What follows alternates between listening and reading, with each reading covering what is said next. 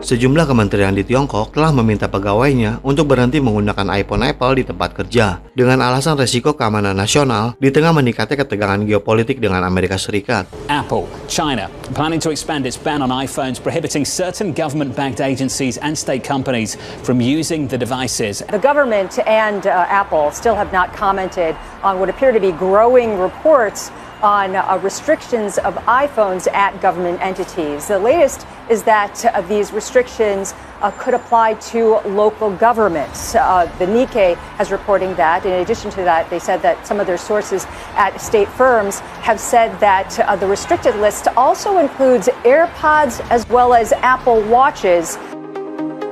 Perintah tersebut diberikan pada bulan Agustus lalu kepada pegawai di kementerian yang portfolionya berfokus pada investasi, perdagangan, dan hubungan internasional.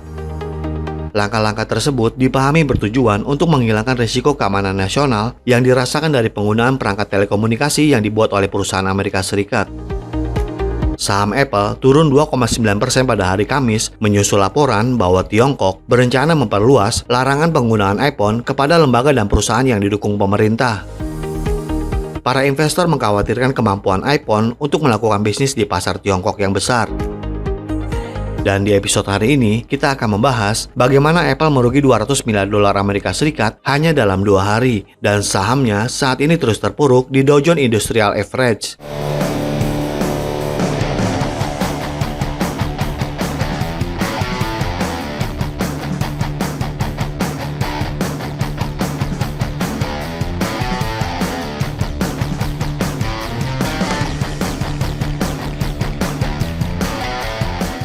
Apple stock is having a rough week, losing nearly $200 billion in value on Thursday, following reports that China will widen its iPhone ban at government offices and state-backed entities. Lee Seung-ja reports.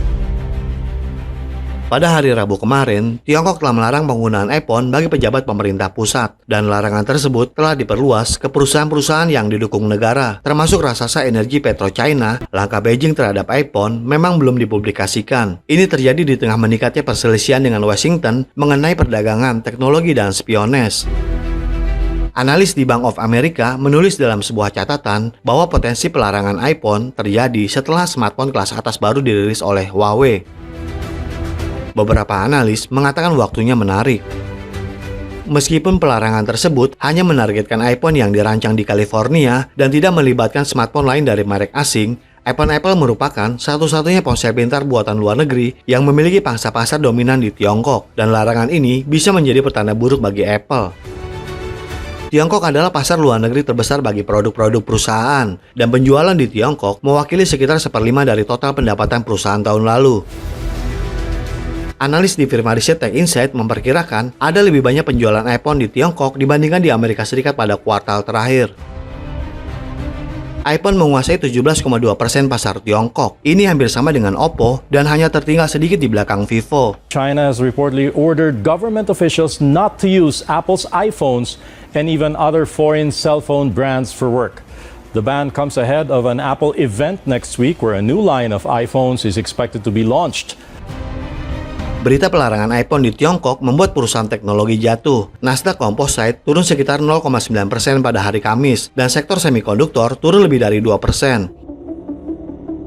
Sebelumnya, larangan serupa juga diberlakukan oleh Washington dan sekutunya terhadap perangkat telekomunikasi Tiongkok. The Federal Communications Commission is expected to ban all sales of new Huawei and ZTE telecommunication devices inside the U.S. Pemerintahan Biden telah melarang peralatan elektronik dari raksasa teknologi Tiongkok Huawei dan ZTE sejak November tahun 2021 dengan alasan melindungi rakyat Amerika dari ancaman keamanan nasional yang melibatkan telekomunikasi. Bahkan sejak bulan November tahun lalu, banyak negara barat telah melarang TikTok yang dimiliki oleh raksasa teknologi Tiongkok ByteDance dari perangkat pemerintah federal dengan alasan kekhawatiran bahwa data pengguna Amerika dapat diserahkan kepada pemerintah Tiongkok jika Beijing memaksa perusahaan tersebut untuk melakukannya. Beijing juga memperketat kerangka hukum untuk memperkuat keamanan nasional, termasuk memperkenalkan undang-undang untuk memastikan data yang dikumpulkan di Tiongkok tetap berada di wilayahnya. China's new cybersecurity law goes into force on Thursday with an aim to tighten what's already one of the world's most restrictive online environments.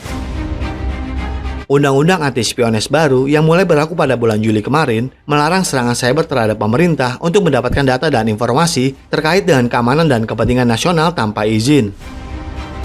Dan undang-undang keamanan cyber ini telah mewajibkan perusahaan asing untuk menyimpan data pengguna di dalam negeri sejak tahun 2017. Sehingga perusahaan-perusahaan tersebut tidak punya pilihan selain mematuhinya jika mereka ingin mempertahankan akses ke pasar konsumen raksasa Tiongkok.